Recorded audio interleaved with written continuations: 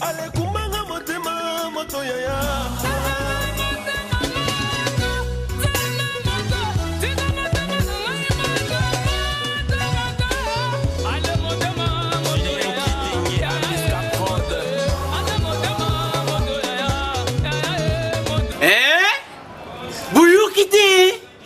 Yo kaka Kinshasa Nabiso Kin et l'équipe partout.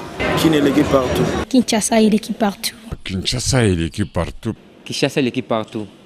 Kin et l'équipe partout. KNB Kinshasa et l'équipe partout. Mbote bandeko balandi magazine KNB Kinshasa na biso pe bienvenue na numéro ya sika ya magazine na dini. De remarquer à chaque remaniement, le ministre entrant dans la politique, il y a continuité par manque de documents au sein du ministère Oyo et qui cause la guide pour la gestion.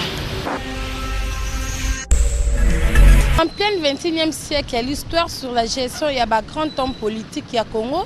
Malheureusement, il y a oral. Alors qu'ailleurs, homme d'État produit sa mémoire sur vie, gestion des choses publiques pour permettre à une successeur et une génération future base à la guide ou permettre à bango la misala avec référence soit positive ou négative.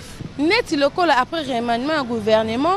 Tu constateras que la plupart des ministres entrant au Mbalanaye Liboso pour ça le gouvernement, la difficulté de gestion des ministères ou confier à bango, on remarqué que les manque de politique de continuité est dû du fait que le ministre prédécesseur a fait effort pour chaque fin de mandat produire sa mémoire sur la gestion des ministères pendant son mandat. C'est-à-dire la difficulté à Koutanaki nango banir à résoudre la difficulté politique à tracer qui pour le ministère afin que permettre successeur naie tant à kobana misala ezaloko la guide naie pour empêcher cette pratique de tourner sur place chaque ministre ce qui aille à memaka politique yasika qui contredit les actions lancées par son prédécesseur.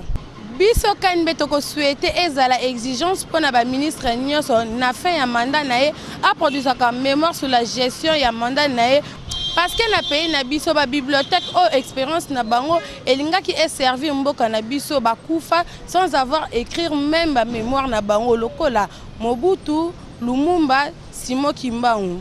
Naba oyo baza en vie lokola Antoine Kizenga pe Etienne Tshisekedi soki ata bango moko bakokoka kokoma lisusu te mais ba oyo baza pembe na bango bakoko sala effort ya kokoma mémoire na bango sur leur combat politique pour servir génération actuelle et génération future. Kinshasa et l'équipe partout.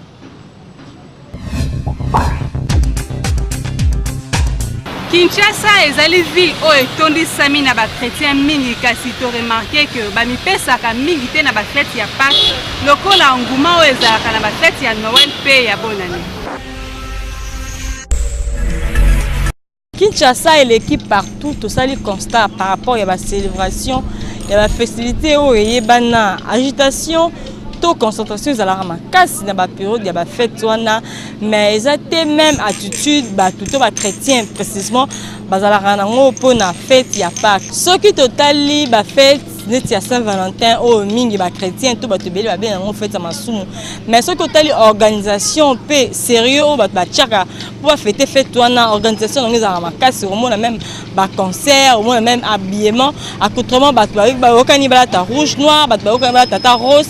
Et ça vraiment va sérieux dans mon makasi. Par rapport à accoutrement, ceux qui sont même la fête la journée de la femme au commun na basi balati maputa. Au commun même la fête musu souvent ba sale longo liputa ba créer longo accoutrement moko exclusivement pour la fête wana mais ça pareil était automon na ka ba chrétien ba salaka. La fête ya Pâques à part ba catholique ndé moko mona ba sali mon organisation ba bengissement ba jeune mona ba créer mon liputa moko boye na compte ya Pâques. Mais pour la ba chrétien et bis de réveil mingi penza au mona ka moi culte moko au moins cas moi et l'eau moi mon qui mais l'eau peine grave que ils à la peine agitation ils à qu'elle n'a tout na grand marché tout monde peine ba tout temps là ba que nous koluka bilamba bato bazo décorer banda ko na pacte mona ka yango te yango biso na KNB to ko senga na ba chrétien bo s'imprégner na fête wana parce que les fêtes na bino Noël kaka te Pâques c'est l'une des grandes fêtes où les sengeli ba chrétien ba fêter na sérieux nyonso bola ta bien bo se bousculer na grand marché bo so ba bilamba sika bo décorer banda ko bolamba parce que de toutes les façons ils a fête na bino mutu mususu ko fêter ngote na place na bino Kinshasa et l'équipe partout. Le sol et sous-sol appartiennent à l'État, mais le na Kinshasa, ba chef coutumier, ba koma ba propriétaire ya mabele, pe ba koma côté kango à leur propre gré. Pozwa ba détail na élément Ça et l'équipe partout, lelo magazine KNB to ekokutana na chef coutumier Papa Aimé Mikwei oyo azali représentant ya Sa Majesté Falambengi Kiampa ya province ya Kwilu. Pona a expliqué biso pourquoi ba chef coutumier ba koma côté ka mabele pe mabele ya l'état et koma ya bango alors que le sol et le sous-sol appartiennent à l'état. Et loko nous va mis na ba chef coutumier ko lobake mabele pe nkita ya se ya mabele ezali ya l'état. Très souvent bato ba interpréta kango na sens moko ya mabe mais en esprit normalement ya loi wane salimaki te. Loi wane salimaki d'abord c'était prévu dans la Constitution. Il y a le 1er août 1964. Oui, c'est ça qui se passe que loi ya kati ya mboka na bosomi na yango et ko régler ou bien ko bongisa makamo etali ba concession ou bien ba parcelle ou bien ba parcelle oyo ba colon ba pesa ki pe na bato mosusu. Le 28 mai 1966 honorable député, le nom Bagajika Kiyinkangombe Isaac Gérard va maintenant proposer à l'Assemblée des députés la loi dont nous appelons la loi Bagazika. Et puis la loi on a proposé dans la chambre ya ba député ba yeko adopter yango et puis yeko za la promulguer sous forme ya ordonnance loi le 7 juillet le 7 juin 1966 na lieutenant général Joseph Désiré Mobutu. Bouti Kolanda chef coutumier ndenga sololi na micro ya KNB. Kasibiso tolingi confusion oyo ezalaka entretenu et pas ya ba chef coutumier soki ekoyi kokwea parce que to monaka lelo ba chef coutumier bakoyi kotonga bandaku to koteka bandaku lobi l'état koya akobuka yango. KNB to sengi juridiction moko légal à la matière soki bakoki kopesa interprétation ya loi par rapport ya makambo oyo parce que l'état est au-dessus de tout. Kinshasa et l'équipe partout.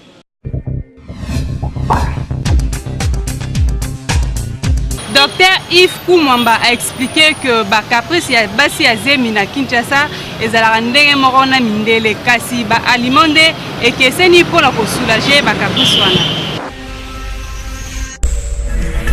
La caprice à zemi, disons, et là on bien caprice à zemi, c'est vrai, dans français, on a un malaise gravidique. Il faut voir que existe partout. Et pas à Bassi à Mokili, Nyonso, et outil nini. Et outil en fait, hormone moko, où ils ont la sécréter, et pas liki, une fois que koti, ce qui zemi et koti, hormone on a où ils ont sécrété, tant que ils ont kota dans makila à moi si, et entraîne à certains effets, dont misusu to bengi perversion ya goût. Perversion ya goût wana eza que mutu azoka goût na ndenge ezalaka lisusu te. Ezalaka na mikili nyonso, ezalaka na barasi nyonso, ezalaka ka basi ya mwindu te bazalaka nango, eza basi nyonso ya mokili mutu bazalaka nango.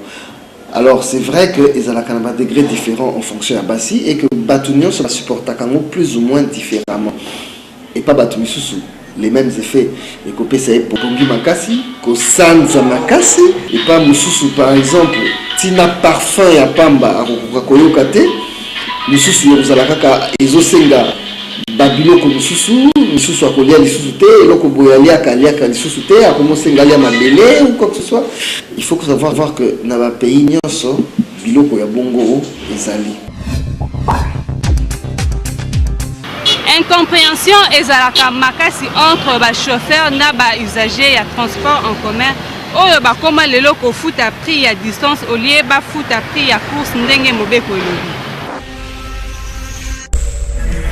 KNB qui est na commune ya Lingwala précisément na rond-point Willery pour na kosolana ba kino ba expliquer biso ceux qui ba foutre transport par rapport ya trajet ou par rapport ya course pour tout monde a au moins taxi na rond-point Willery ce qui na bandal tu es bien que on refoute à 450 francs. Kasi au moins un client Mati a commis juste peut-être na Kankokolo a payé 200 francs ou 300 francs et boti incompréhension entre un chauffeur c'est la Mati kana Willery na kiti kaka bona que fout à 500 na commis na bandalité et on te lingus côté de notre ba chauffeur ba éclaircir biso ba biso to fout à transport pour na course to pour na trajet transport ba fout par rapport à course dans le sens que au ça trajet au ça la course au matana taxi ce que ça client Kolongwa wati bandal et baniki c'est 450. Alors yo client ceux qui oyebike okokita admettons na Kankokolo yebisa liboso ya komata oyebisi chauffeur naza ne fils que na 300 francs okosunga ngati Kankokolo te chauffeur c'est comme ta koyeba ceux qui akomema yo ou pas ya lo ba client mususu bazala ta mususu chauffeur mususu bazala ta mususu amemi client abina kitanga na Kankokolo bien na IPC. Oh non, au PC 300, non. Il faut que ça ait une course normale. On ne peut pas avoir de complications dans le bloc de transport. Bon, ça par rapport au trajet. Transport, na biso ndenge tozala na rond-point Willery. Soki to neto bombaka, OK Vélodrome, on t'a repéré sur le là 450 naï. O ya destination naï. Mais soki akokita na nzela, wana lokola mateki na mutuka donc akofuta 450 naï. Oh déjà si na longo na re. Soki a 5 peut-être a bien chauffeur dans okita na nzela, peut-être soit na 300 francs. Bakoko kozwa po akokita na nzela kozwa pe mutu mususu na tshela na place na. Kitaka peut-être soka 5 ta kotika ndenge wana kaka. Akomi na destination te chauffeur doit 200 francs. Yango no moni ba chauffeur musu ba la mona ba liko tomboka. Mutu comme mususu okomema mutu lobiti na gare akufuta 500. Mutu comme mususu lobi ono nazaka pembeni ya lufungu ya kalufungula comme so mona chauffeur lobi na chauffeur no naka na 300. Chauffeur soka tali pe bon akoko ndima na epe. Mais siko pe azuta pe kaya était à Karnaï, l'essence, le billet bani. Voilà ninge ba kino ba expliquer la micro ya KNB. François ba mataka ngo pona trajet mais ba mataka pona course parce que hôtel de ville PC tia ba prier bana.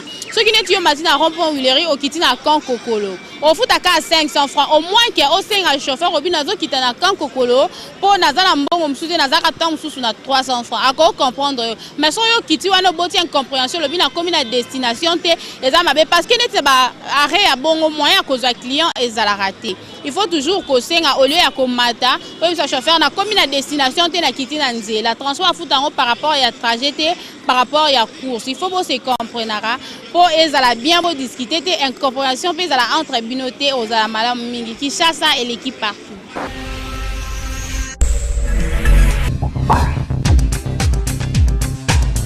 Ba mariage coutumier na Kinshasa et comment pour moi si abima il faut batata moi si asenga mbongo ya transport yango tolingi toyeba soki ezali moyen mon côté ya kobenda mobali mbongo en dehors ya facture ya libala. L'équipe partout KNB to kiti na commune ya Lingwala kwa kosolola na bakinois bayebisa biso soki mobali akei po bala mwasi abala e mariage coutumier ou soit près d'autres ou kanga lopango to monaka ezalaka bayebisaka mobali ke ozela toke kobimiselo mwasi mais akokama soki bakebimisa mwasi oka mwasi voyager akende kipoto akeki ngasani kisangani ake soit mujimai ou soit ba province mo bilo mwa ndenge wana mais bayebisaka mobali pesa biso mbongo transport po toke kobimisela mwasi et soki ba pesi mbongo transport wana ya kokama ezake batata mwasi bakoma contrôler mbongo wana okabatali obakisa mbongo isusu bakisa mbongo au voir même mbongo wana ezaka symbolique mais yango ekendaka ti au-delà yango tokiti awa na commune ya Lingwala mpona kotuna bakinois caractère bongo mpona nini ko pesa mbongo wana ezalaka mabe te mais siko selon bato nde bakomisa mabe bakomisa mabe pourquoi parce que ça moi geste moto tchalaka moi symbole mo mpona kopesa moi famille wana moi honneur moko boye du bato bakobimisa moi si moi honneur moko mais ce que pas bato bakomi comme ça lokola moi et le mot pour ba vendre nango disons Nicolo est comme vraiment est comme exagéré hein batata moi si ba comme exagéré pe la mbongo ya transport wana ce qui moi si ça la voyage to ndeni donc comme vraiment exagération mo côté aboto ba so la bongo batata moi si ba sa biloko ndengo wana ba me kotala bote kina na moi si peut-être cher comme le kalisusu bolia na ndenge mosusu ya kosomba bavio wana kolia lisusu na ndenge ke o masuwa soki pepo soki nini nayebi te. En tout cas eza réalité ya lelo na Kinshasa biso tozali kokama eza kokamwisa bato parce que na lera bamama na biso batata na biso ezalaki basymbole ya mike mbongo mwa moke ezaka symbole mpo mwasi abima me lelo oyo tellement pasi eleki mingi nzala mingi mpe bayebi biso nzambe te bakomi koderute koluka komvama na makambo wana mpe ezali komema kutu mingi meme na kokanga chance ya mabala na bana bazali kobala soki bapesi mbongo malunga te omona tata mwasi moko asiliki mpe bakoma kowela yango eza ya kokama tozali kosenga na population batika ezalela mabe wana baliberaka bana bakende libala na mwa basymbole ya mike mike ya bakutime bolandi bakinois ndenge baréagir na micro ya KNB en tout cas mbongo wana ya transport ezalaka nango obligatoire te ezalaka pe te ke foko botaxe mbongo moko boye non c'est pas ça ezalaka symbole moko boye moto akoki kopesa 10 000 francs 20 000 francs ou soit na moke oyo ya kokeli eza te bino bokooblige moto wana oyo faut pesa $100 $50 $200 la bozofinisa bafamille na bino eza kitoko te nyonso tu oyo mobala kopesa bino faut bozwa eza te booblige c'est pas normal kin eleki partout. Momo yango bolingaka mingi tinda photo na yo en mode selfie kanga photo buka kingo pese kama ke gagner tant tinda photo na yo na page Facebook Kinshasa na biso KNB yana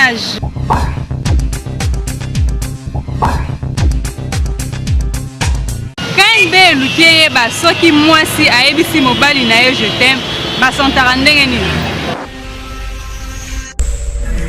Équipe partout KNB tokiti na commune ya Masina précisément na quartier Mapela kwa ko tuna ba kinois ba bisa biso soki basi na bango ba yebisi bango je t'aime ba yokaka ndenge nini et puis réaction na bango ezalaka ndenge nini. En tout cas soki chérie yebisi na je t'aime ça la nga bien makasi parce que d'abord je t'aime ezali la phrase la plus parlée na mokili et ça la bien moi si yebisa je t'aime mais tozaka na difficulté na ba milliers ba banlieue basi bazana moi pas si yebisa biso ba je t'aime parce que moni et nous sous ils ont vraiment complexe que ça on va les je t'aime mais moi si au hasard développer au hasard cultiver abi ça on va les je t'aime pour et la moussamo relation amoureuse na bango bon au moni je t'aime et un signe mode ya amour quoi tant à toi la nzala ou vous avez problème dans la kanda ou ara que moi c'est sur je t'aime et ça la bien et le ngola la kanda nyoso na mbama quoi comment c'est satisfait quoi ah ceux qui chéri nanga aibsinga je t'aime na ora bien mais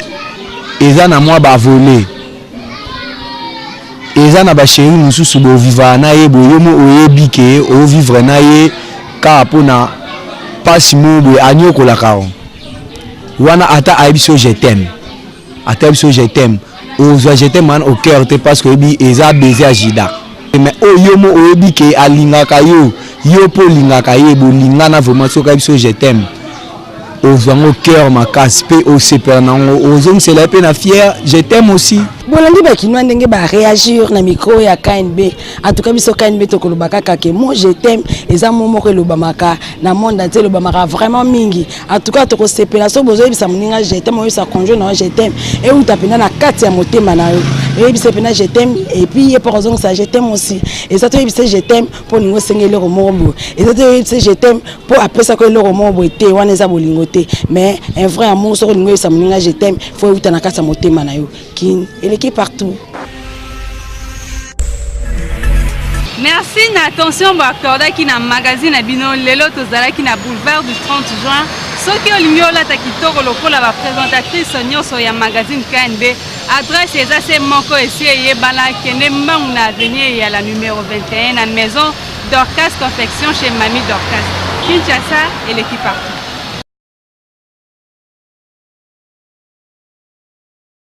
Ale kumanga motema moto yaya